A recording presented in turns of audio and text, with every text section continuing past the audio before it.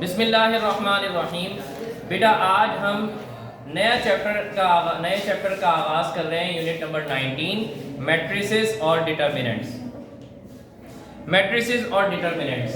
बेटा इस चैप्टर के आगाज़ में सबसे पहले हम डेफिनेशन पढ़ेंगे मैट्रिक्स किसे कहते हैं। मैट्रिक्स सिंगुलर वर्ड है और बहुत सारे मैट्रिक्स को हम कहेंगे मैट्रिसेस।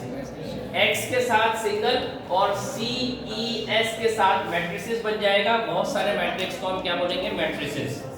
तो मैट्रिक्स किसे कहते हैं? A matrix is a rectangular array of elements. बेटा रेक्टेंगुलर शेप में एलिमेंट्स को इंटर किया जाए, एलिमेंट्स लिखे हुए हो, नंबर्स लिखे हुए हो या अल्फाबेट लिखे हुए हो, वेरिएबल लिखे हुए हो, तो उसको क्या बोलेंगे, एक मैट्रिक्स बोलेंगे। और मैट्रिक्स को हम capital A, capital B, capital C, capital word से उसका नाम जाहिर करते हैं। मिसाल के तौर पर एक मैट्रिक्स है A के अंदर इस तरह की ये जो ब्रैकेट है ना, ये वाली जो ब्रैकेट है, बड़ी ब्रैकेट जिसे कहते हैं, इस ब्रैकेट के अंदर एंट्री होती है। ना कर्ली ब्रैकेट होती है ना स्मॉल ब्रैकेट होती है, बल्कि ये लार्ज ब्रैकेट के अंदर इसकी एंट्रीज होती है। कुछ भी नंबर हो सकते हैं, मिसाल के तौर पर 2 3 5 1 6 2 9 12 -5 कुछ भी हो सकता है इसके अंदर। ये एक क्या है, मैट्रिक्स। ये क्या है बेटा, ये मैट्रिक्स। मैट्रिक्स को कैपिटल वर्ड से जाहिर करते हैं, मैट्रिक्स को बड़ी ब्रैकेट के अंदर लिखते हैं। मैट्रिक्स के अंदर कोई भी नंबर हो सकते हैं, कोई भी एलिमेंट्स हो सकते हैं, सही है। और ये रेक्टेंगुलर शेप में होती है आमतौर पर, जैसे रेक्टेंगल बन रही है ना बेटा, ऐसे तरह ये मैट्रिक्स की शक्ल भी बिल्कुल इसी तरीके से।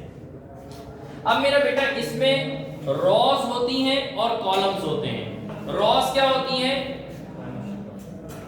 उल्टे हाथ से लेके सीधे हाथ की तरफ ऐसे जो हॉरिजॉन्टल लाइन बनेगी उसे कहेंगे रॉस, और जो वर्टिकल लाइन बनेगी बेटा उसे कहेंगे कॉलम।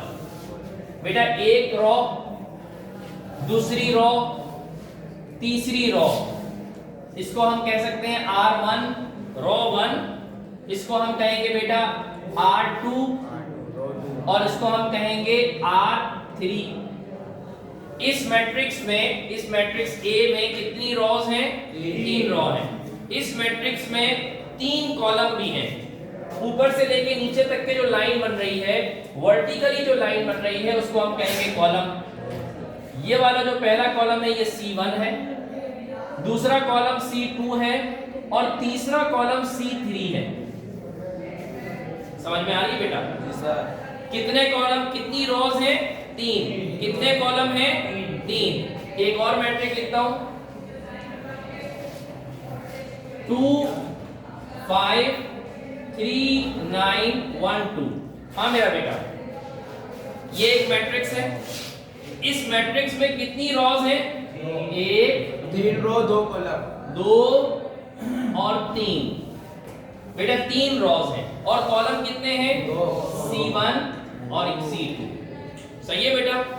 अब मैट्रिक्स समझ में आ गया। इस तरह मैट्रिक्स होता है। यहां पर स्मॉल c इसका नाम नहीं हो सकता, स्मॉल a नाम नहीं हो सकता। नाम इसका हम कैपिटल लेटर से ही जाहिर करेंगे। कोई भी नाम हो सकता है, capital P, capital Q, capital X, capital Y, capital Z, कुछ भी हो सकता है।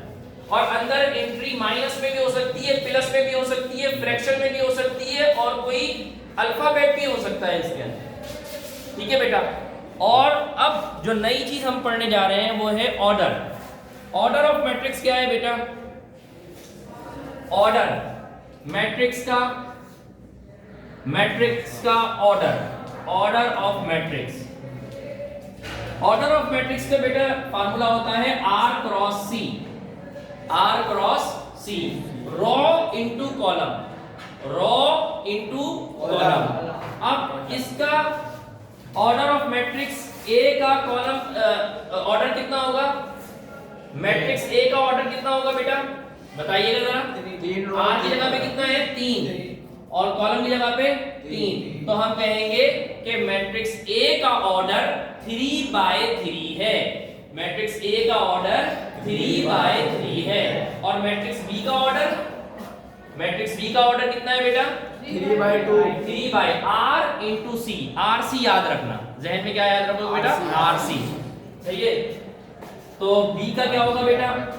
बी का क्या होगा बेटा? 3 रो है, देखो 3 रोज है और 2 कॉलम है, तो 3/2 3/2।